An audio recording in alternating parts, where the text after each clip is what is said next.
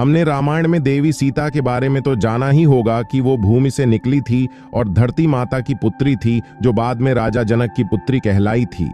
लेकिन आज हम आपको बताने जा रहे हैं कि माता सीता असल में दशानन रावण पुत्री थी। वास्तव में सीता रावण और मंदोदरी की बेटी थी। इसके पीछे बहुत बड़ा कारण थी वेदवती। सीता वेदवती का पुनर्जन्म थी।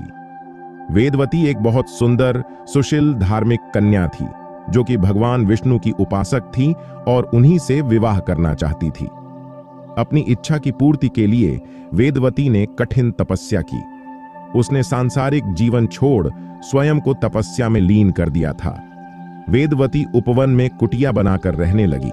एक दिन वेदवती उपवन में तपस्या कर रही थी।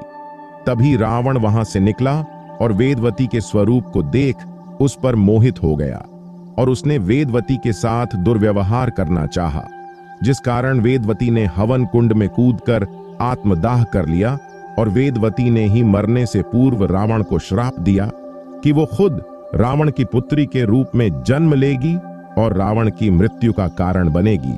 कुछ समय बाद रावण को मंदोदरी से एक पुत्री प्राप्त हुई, जिसे उसने जन्म लेते ही सागर में फेंक दिया। सागर में डूबती वह कन्या सागर की देवी वरुणी को मिली और वरुणी ने उसे धरती की देवी पृथ्वी को सौंप दिया और देवी पृथ्वी ने उस कन्या को राजा जनक और माता सुनैना को सौंप दिया, जिसके बाद वह कन्या सीता के रूप में जानी गई। और बाद में इसी सीता के अपहरण के कारण भगवान राम ने रावण का वध और लंका का दहन किया। जिस तरह सीता मैया धरती से प्रकट हुई थी, उसी प्रकार वह धरती में समा गई थी। रावण के संहार के बाद जब राम अयोध्या पहुंचे, तब उन्हें किन्हीं कारणों से सीता का त्याग करना पड़ा।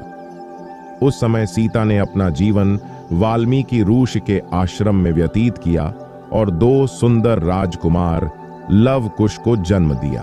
राम इस बात से अनभिज्ञ थे कि उनकी 2 अतिबलशाली संतान हैं।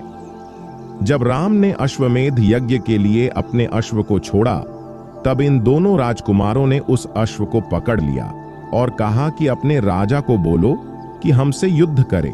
लव कुश भी अपने जन्म के रहस्य को नहीं जानते थे। लव कुश के साथ हनुमान जैसे सभी योद्धाओं ने युद्ध किया, लेकिन कोई उनसे जीत नहीं पाया। तब आखिर में राम वहां आए, तब उन्हें यह पता चलता है कि यह दोनों दिव्य बालक उनकी और सीता की संतान है। तब सीता को वापस अयोध्या आने को कहा गया। तब सीता अयोध्या की भरी सभा में गई और उन्होंने धरती मां का आवाहन किया और लव और कुश को पिता राम को सौंपकर स्वयं को धरती मां को सौंप दिया। इस प्रकार दिव्य जन्म के साथ सीता मैया प्रकट हुई। उसी तरह से वो धरती में समा गई। सीता मैया एक दिव्य स्वरूप मानी जाती हैं। इसलिए कहते हैं कि जब रावण उनका अपहरण करने आया था, उसके पहले ही सीता के वास्तविक शरीर को अग्निदेव को सौंप दिया गया था, क्योंकि अगर रावण वास्तविक सीता को बुरी निगाह से देखता तो उसे देखकर ही भस्म हो जाता। अगर ऐसा होता तो मनुष्य जाति को नारी के साथ अपनी मर्यादा का सबक नहीं मिलता, जो कि रावण के अंत और उसके घमंड के अंत के साथ मिला। इसलिए अंत में भगवान राम ने अग्नि परीक्षा के रूप में अग्नि देवता से सीता को पुनः प्राप्त किया।